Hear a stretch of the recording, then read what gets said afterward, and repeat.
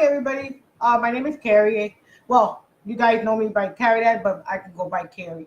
I'm doing the team challenge.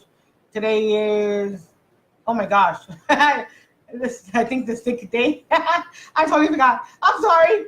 I'll figure it out. Okay.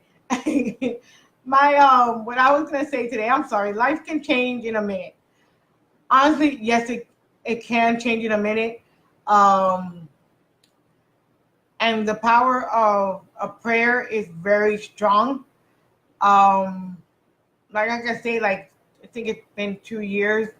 Um, I went through a rough time with just moving here to where we moved to the Port St. Lucie. Um, it was very scary because some of you guys know my homeschooling family. I might mention them all the time because they know the story and they know um, what what yeah, what I went through.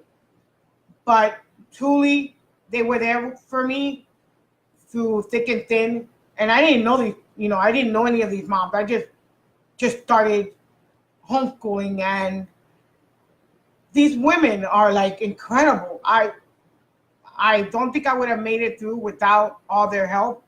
And I wasn't able to thank all of them because some of them I didn't even know. Honestly, I did not know who these women were. Little by little, I started meeting a lot of them, but there was a few that I never met. And they were there every step of the way, and they did everything. I can't even thank them enough. That's why I pay things forward, because I don't know where I would be. Well, I think it was 2 years ago. Um, my husband got really sick, and we had to rush him into the emergency room, and that was scary for me because one moment my husband's right there. Hi, I'm sorry. Hi, Gina. Hi, the Vince. I don't know how. I think that's what it is. There, Vince. Hi, Anna. Okay. So my husband got really sick, and one moment you see him laying in a bed in the emergency room, pretty much gone. He was out of it. And I just remember they started giving him antibiotics, from every different type of antibiotic, every type of antibiotic, because he got a really, really bad infection. He's diabetic also. So, he was taking care of himself, but he was so working and trying to do everything and take care of me and take care of the family. It was a lot on his plate. And then suddenly, he told me, babe, I don't feel good. And we took him to the emergency room because I don't play when it comes to that. And I just remember they said we need to take him to surgery. That was the longest walk I ever had. When they were taking him to the emergency room, to the OR, and the doctor came in to see us, and pretty much my husband was gone. He was, doesn't, like, I even asked him, and he just still doesn't remember, going from getting to the emergency room and going into the OR, nothing. Hi, Stephanie. Hi. How's Colby? I didn't. Oh my gosh.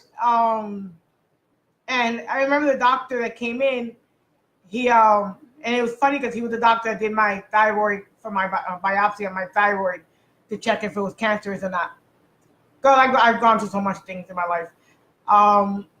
And I just remember him telling me, I'm going to take him into the OR, but he's going to come back intubated. And I'm like, you're going to put him on life support? He goes, that's the only way it's going to be easy on his body. And I just started crying. And I'm like, because my mom passed away being on that machine. So I did not want to see my husband. The last person I wanted to see was my husband. And I just started bawling. But then the nurse was like, he's going to be okay. He's going to be okay. And I'm like, I need to, and my husband's looking for me. So I'm like, I need to compose myself because I don't want him to see me cry because he'll get upset.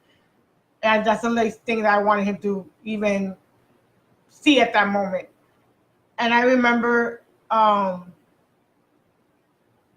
they took him into the OR, and I was waiting, and this was like midnight, 1 o'clock in the morning. There was nobody in that waiting room. I was by myself, sitting in an empty waiting room by myself, and it wasn't like a small thing. It was a big, and I was like walking around, pacing, and I called my cousin in Las Vegas, and I told her my husband's going into surgery. She's like, what's going on?